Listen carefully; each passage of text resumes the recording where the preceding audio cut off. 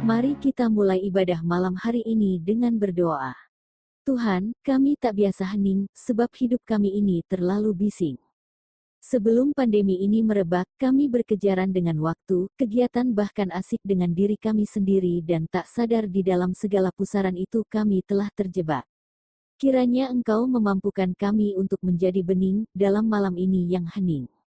Kiranya batin kami menjadi jernih, sehingga kami dimampukan untuk menyambut Sabtu sunyi ini dengan pikiran yang bersih.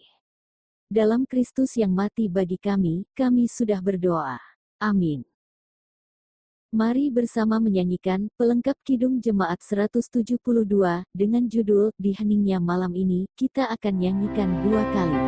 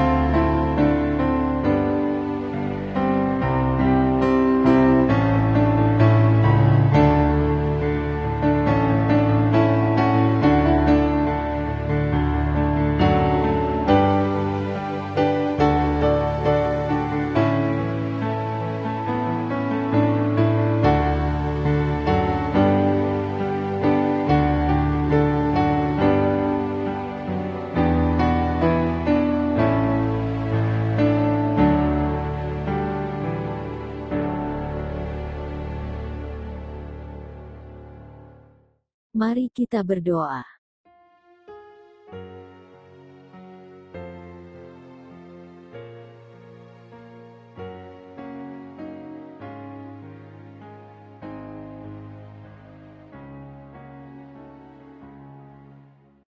Bacaan Injil pada malam hari ini akan kita baca dari Injil Matius pasal 27 ayat 57 sampai 66. Menjelang malam, datanglah seorang kaya, orang Arimatea yang bernama Yusuf, dan yang telah menjadi murid Yesus juga. Ia pergi menghadap Pilatus dan meminta mayat Yesus. Pilatus memerintahkan untuk menyerahkannya kepadanya. Dan Yusuf pun mengambil mayat itu, mengapaninya dengan kain lenan yang putih bersih, lalu membaringkannya di dalam kuburnya yang baru, yang digalinya di dalam bukit batu. Dan sesudah menggulingkan sebuah batu besar ke pintu kubur itu, pergilah ia. Tetapi Maria Magdalena dan Maria yang lain tinggal di situ, duduk di depan kubur itu.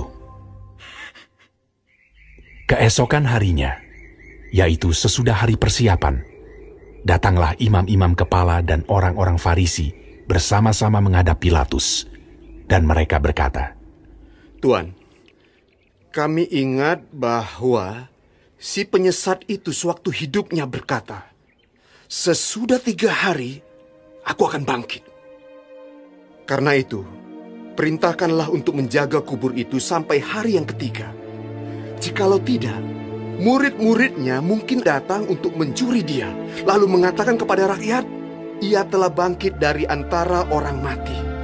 Sehingga penyesatan yang terakhir akan lebih buruk akibatnya daripada yang pertama." Kata Pilatus kepada mereka, "Ini penjaga-penjaga bagimu.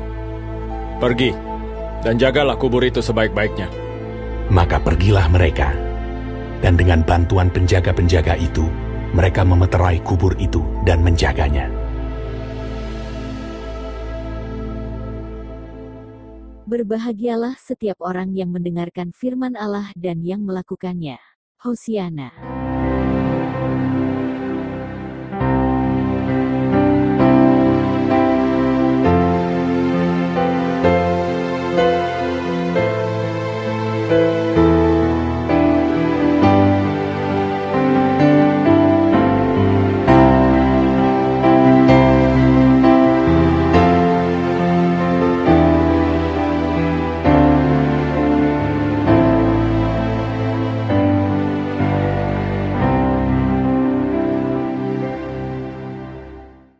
Bersama keluarga, mari kita saling berefleksi dan berdiskusi dengan panduan pertanyaan refleksi sebagai berikut.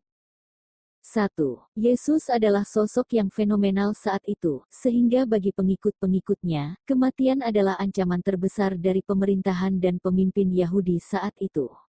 Bagaimana pandangan saudara atas keberanian Yusuf orang Arimatea untuk menghadap Pilatus dan meminta mayat Yesus? 2. Jika saudara harus membayangkan diri saudara sebagai Yusuf orang Arimatea yang datang kepada Pilatus saat itu, perasaan apa yang secara manusiawi mungkin saudara rasakan?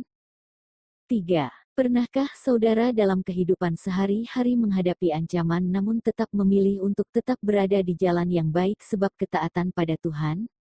Ceritakanlah.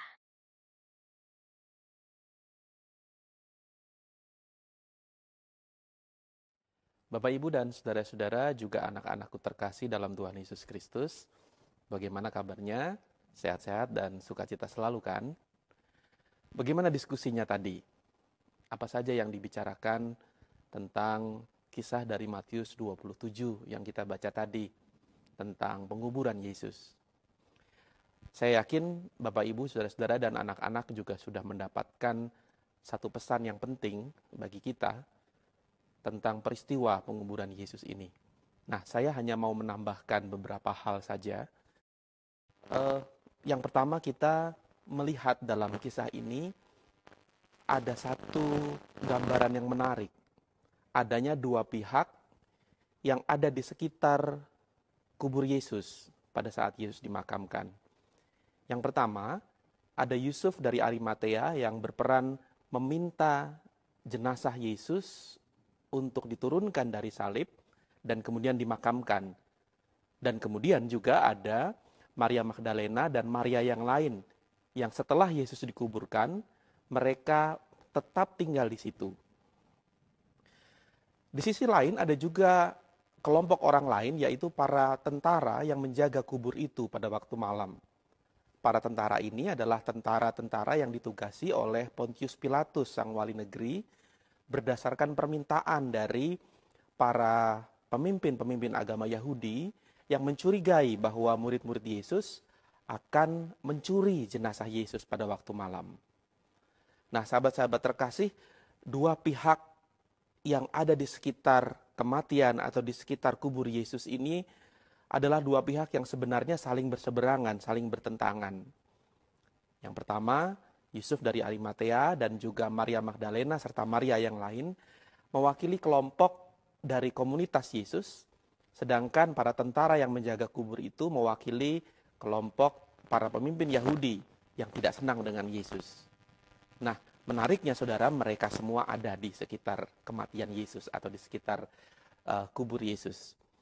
Yang membedakan mereka adalah motivasi dari apa yang mereka lakukan. Kalau para tentara-tentara Romawi yang menjagai kubur Yesus, motivasinya adalah karena mereka disuruh oleh Pontius Pilatus, maka baik Yusuf dari Arimatea, Maria Magdalena maupun Maria yang lain ada di kubur Yesus bukan karena mereka disuruh. Tidak ada yang menyuruh mereka. Mereka ada di sana karena mereka mengasihi, menyayangi dan mencintai Yesus. Mereka ada di sana karena mereka punya kesadaran untuk taat kepada Sang Guru. Nah, sahabat-sahabat terkasih dalam Tuhan Yesus Kristus, apakah kita memiliki ketaatan seperti Yusuf dari Arimatea, seperti Maria Magdalena dan juga Maria yang lain ini, mereka menentang risiko yang tidak kecil loh. Yusuf dari Arimatea berisiko ditentang oleh Pontius Pilatus. Sedangkan kedua perempuan tadi juga berisiko kalau mereka sampai ketahuan oleh para tentara Romawi itu, mereka bisa saja diusir atau bisa celaka di tempat itu.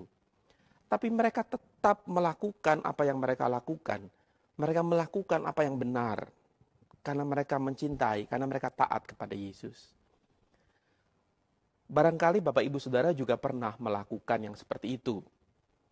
Bapak atau Ibu yang bekerja di kantor mungkin pernah mengalami ketika kita harus taat, setia pada prinsip kejujuran, tapi orang-orang di sekitar kita mengajak kita atau mendorong kita untuk berlaku tidak jujur. Ayolah korupsi saja, ayolah buat laporan keuangan yang tidak benar. Ayolah kita manfaatkan fasilitas kantor untuk kepentingan pribadi dan hal-hal yang lain. Atau barangkali anak-anakku, kalian mungkin juga pernah mengalami yang seperti itu. Lagi ujian atau ulangan di sekolah, lalu ada teman yang bisik-bisik, aku minta dong jawabannya. Atau sebaliknya, ketika kita merasa soal ulangan, soal ujian itu susah, lalu kita bisik-bisik ke teman, boleh nggak bantuin aku dong apa jawabannya? Nah, dalam situasi seperti itu anak-anak, apakah kalian akan nyontek? Apakah kalian akan minta dibantu teman-teman sekelas? Semoga tidak. Begitu juga dengan Bapak Ibu, semoga ketika kita mengalami kesulitan atau tantangan di kantor, semoga kita bisa tetap teguh dan setia kepada Yesus. Walaupun besar risikonya, walaupun ada risiko yang harus kita tanggung. Tapi firman Tuhan pada hari ini mengajarkan kepada kita bahwa kalau Yusuf dari Arimatea, Maria Magdalena, dan Maria yang lain bisa tetap taat di sekitar kematian Yesus, maka kita pun, saudara, dan juga saya, kita juga bisa taat, walaupun risiko yang harus kita tanggung tidak kecil. Karena kita tahu, dengan taat, itu menunjukkan cinta kita kepada Yesus. Tuhan memberkati, selamat menyongsong Paskah. Amin. Mari kita berdoa atas refleksi dan renungan kita. Tuhan, kami bersyukur untuk waktu saling berefleksi dan berbagi, kiranya kami dimampukan untuk tetap menjaga ketaatan kami di situasi apapun. Dalam Kristus kami memohon. Amin. Sebagai ungkapan keyakinan dan pengakuan iman kita, mari menyanyikan Kidung Jemaat 280. Aku percaya.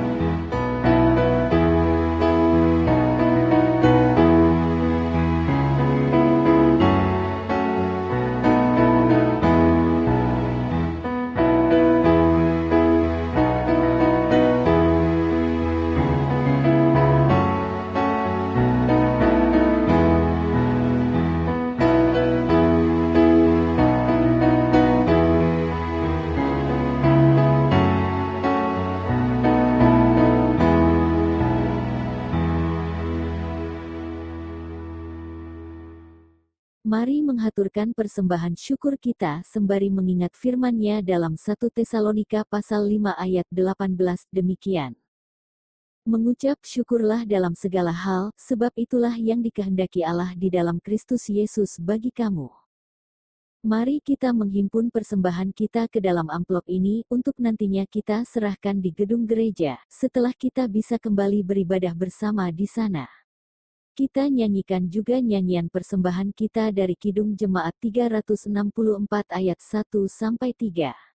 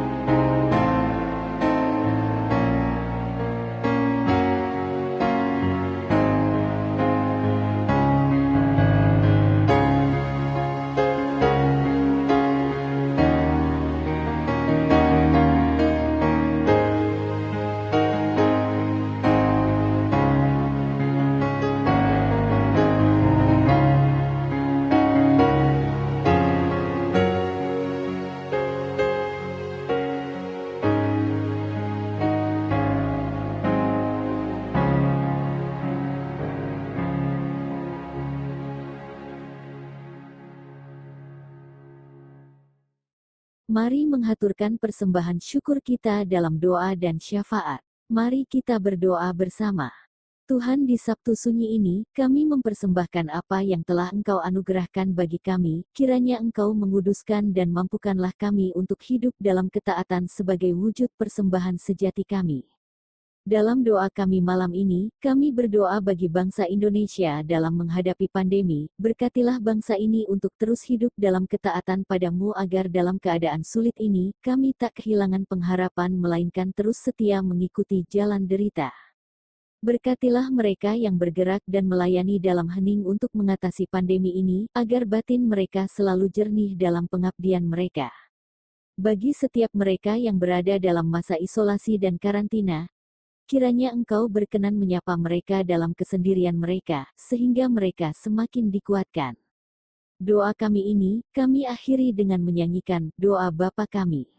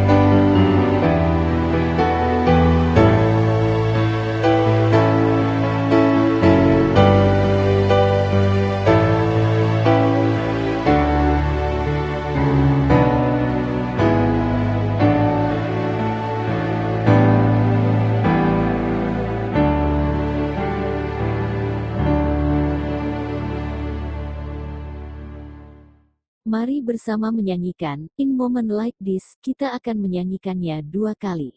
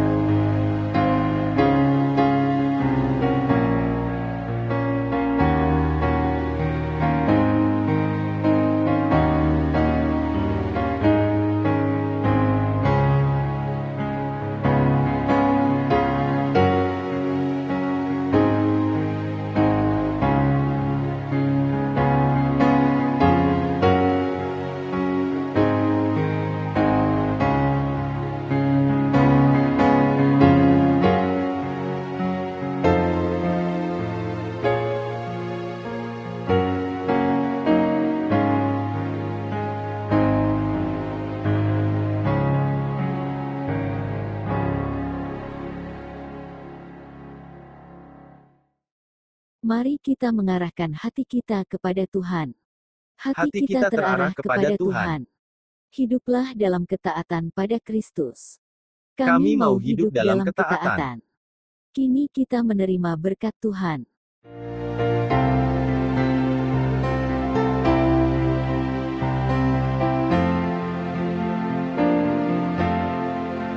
Kasih Tuhan mengelilingimu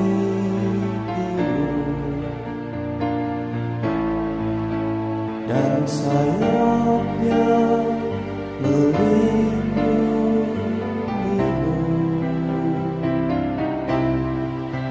Tangan Tuhan pegang di dalam hidupmu. Majulah dalam terang kasih-Nya.